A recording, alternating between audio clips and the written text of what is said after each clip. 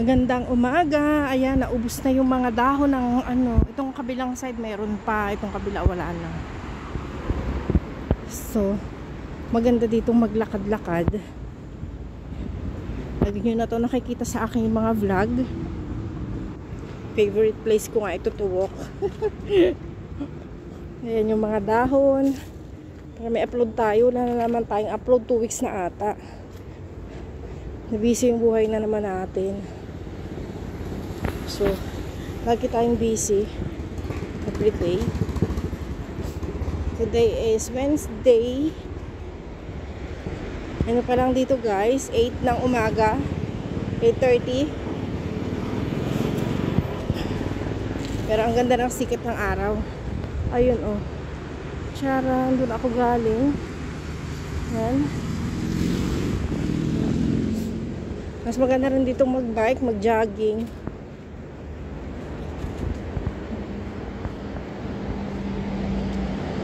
And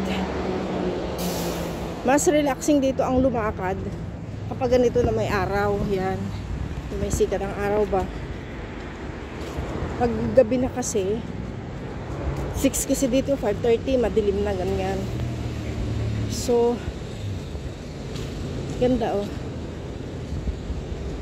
Kaso na ano na itong kabila, hindi pa siya nalalagas, parang nag-green uli siya. Itong kabila ang nauubos na. Diba no, para siyang mamamatay guys, yung mga dahon na yan. Yung mga puno ba? Hindi siya mamamatay. Nawala lang siya ng dahon. Pero pag nag-summer na, spring na, babalik ulit yung mga dahon niya. Di ba nakaka-amaze? Kasi awan ko ilang years and years na yung mga dahon, mga puno na yan dito nakatanim.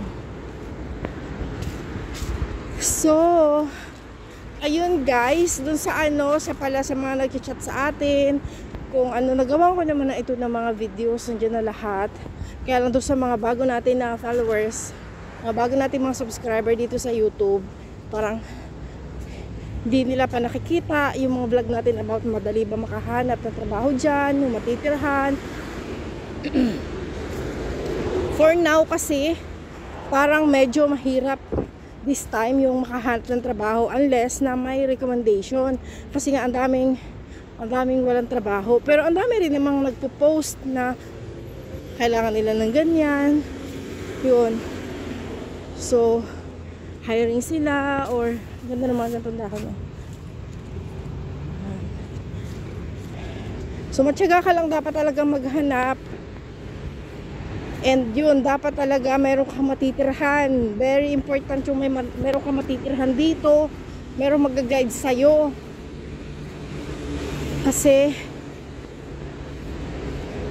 parang yung situation ngayon hindi na ganun kadali kumpara ng mga sitwasyon namin dati nung mga bagong dating pa lang ako dito, parang 5 years ago, ganun.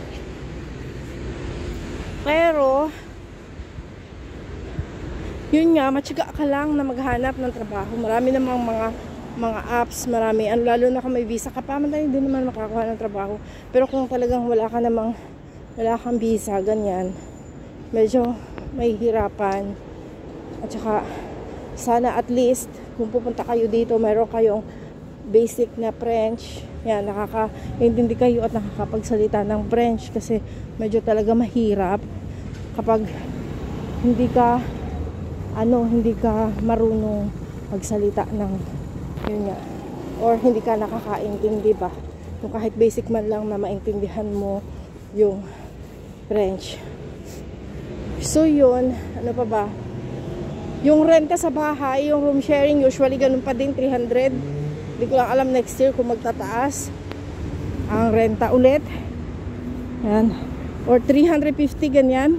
Sharing lang yung guys ha, bed space lang yun. Kung sa mga bahay naman, pinakamababa mga around 650 ganyan or 700.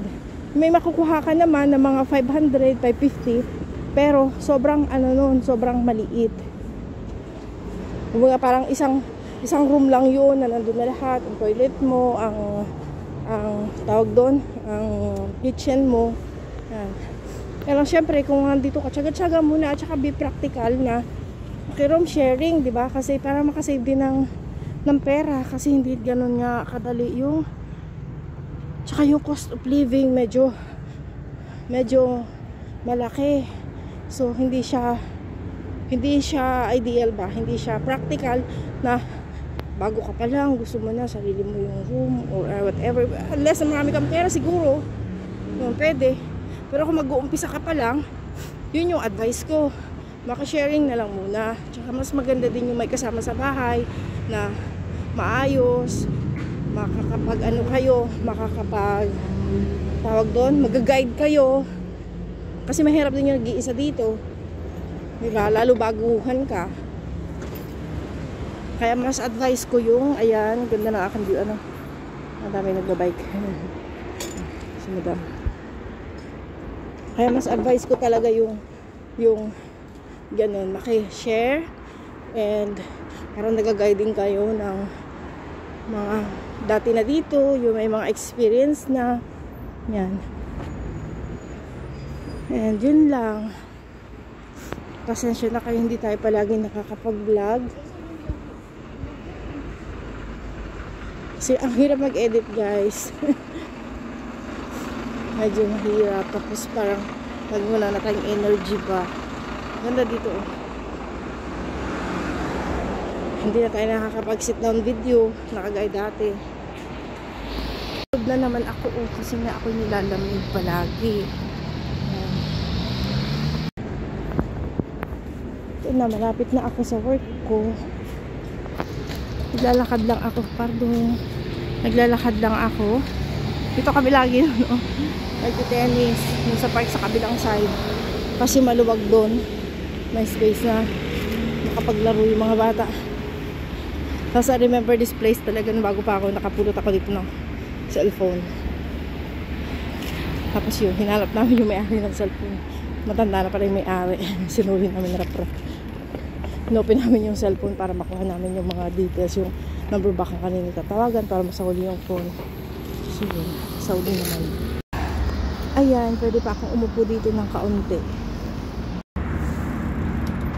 Pwede tayong umupo pa. Yan, pagka anong dami nagbabike, oh, no?